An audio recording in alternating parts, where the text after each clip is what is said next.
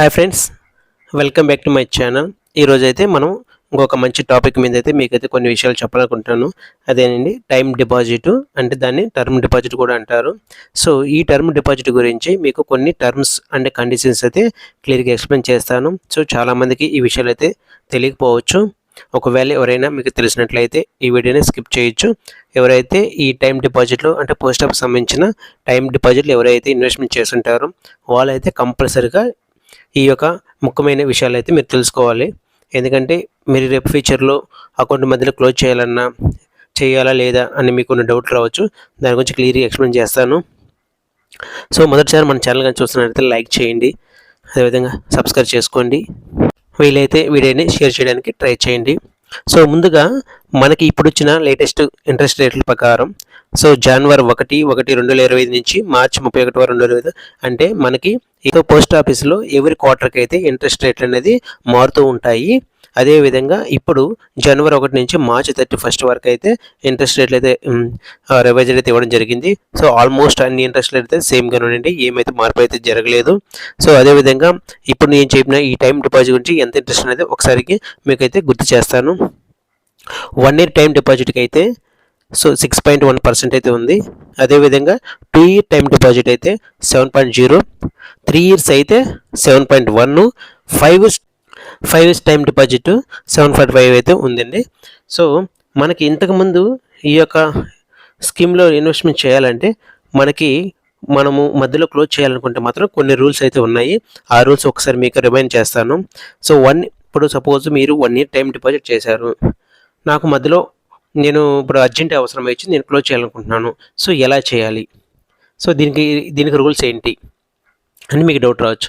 So 1 year time డిపాజిట్కి అయితే మనం మినిమం 6 months అయితే పోస్ట్ ఆఫీస్లో ఉండాలి. 6 months ముందైతే మనం క్లోజ్ చేయడానికి లేదు. దీన్నే ప్రీమిచ్యూర్ క్లోజర్ అంటారు. సో ఆఫ్టర్ 6 months తర్వాత మీరైతే క్లోజ్ చేసుకోవచ్చు 1 year time deposit. So 1 year time deposit after 6 months close చేసిన తర్వాత మీకైతే మామూలుగా అయితే ఎంత 6.9% కదా. సో మీరు మధ్యలోనే క్లోజ్ చేస్తున్నారు కాబట్టి మీకు పిఓఎస్బి ఇంట్రెస్ట్ రేటు, అంటే పిఓఎస్బి ఇంట్రెస్ట్ ఎంతైతే ఉందో అంత ఇంట్రెస్ట్తో మీకు ఇస్తే అమౌంట్ ఇవ్వడం జరుగుతుంది. సో పిఓఎస్బి ఎంత ఉంది ప్రజెంట్ మనకి 4%. సో 4% వడ్డీతో ఎంతైతే రావాలో మీరు ఎంతైతే అమౌంట్ వేసారో దాన్ని బట్టి మీకు క్యాలిక్యులేట్ చేసి మీ యొక్క అసలు ప్లస్ 4%కి వచ్చిన ఎంతైతే అమౌంట్ అంత రెండు కలిపి అయితే మీకు ఇవ్వడం జరుగుతుంది. అదే 2 years, 3 years, 5 years అయితే 1 year తర్వాత, సో 1 year తర్వాత అయితే ఎప్పుడైతే మనం క్లోజ్ చేయాలనుకుంటున్నామో మన యొక్క టైం డిపాజిట్ యొక్క ఇంట్రెస్ట్ రేట్ ఎంతైతే ఉందో 2% లెస్ చేసుకొని మీకైతే ఇవ్వడం జరుగుతుంది. అది ఎలా, సపోజ్ ఇప్పుడు 5 years టైం డిపాజిట్ ఉంది. 5 years టైం డిపాజిట్ ఇప్పుడు ఎంత ఇంట్రెస్ట్ రేటు 7.5, అంటే 2% తీసేయండి. 7.5లో 2 పోతే 5.5. సో మీరు ఆఫ్టర్ 1 year తర్వాత కానీ మీ యొక్క అవసరాన్ని బట్టి మీరు క్లోజ్ చేసుకుంటే 5.5తో ఇంట్రెస్ట్ అయితే మీకైతే ఇవ్వడం జరుగుతుంది. అదే 6 months తర్వాత అయితే మీకు 4% వస్తుంది. అదే 1 year తర్వాత సో ఎంత 2 years అయితే సపోజ్ 3 years ఉంది. 3 yearsకి ఎంత 7.1.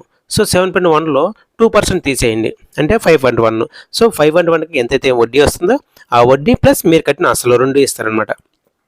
సో ఈ విధంగా అయితే మనకైతే రూల్స్ అయితే ఉన్నాయి. సో ఈ రూల్స్ని కొంచెం ఇప్పుడు 5 years టర్మ్ డిపాజిట్ వరకు అయితే కొంచెం చేంజ్ చేయడం జరిగింది. అది ఏంటో ఇప్పుడు చూద్దాం.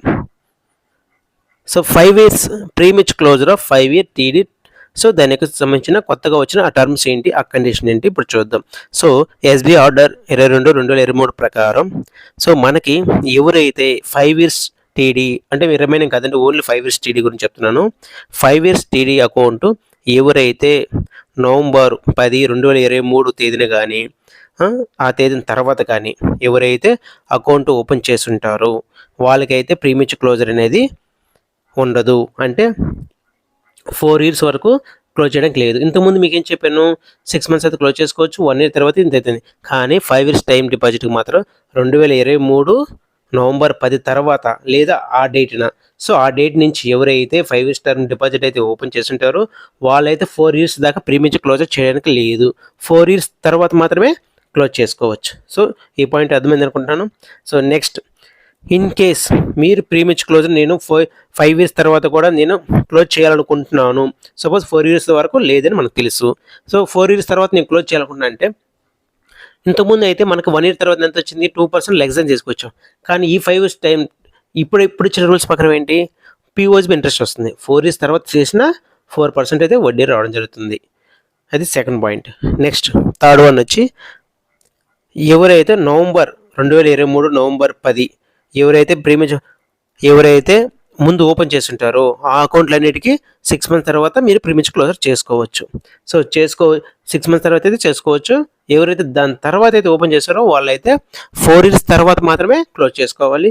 క్లోజ్ చేసుకున్నా కూడా మీకు పీఓఎస్బీ ఇంట్రెస్ట్ రేట్ వస్తుంది. కాబట్టి మ్యాక్సిమం ప్రీమియం క్లోజర్ చేయడానికి ట్రై చేయొద్దు. కంప్లీట్గా ఉండిన తర్వాత అసలు ప్లస్ వడ్డీ తీసుకోండి.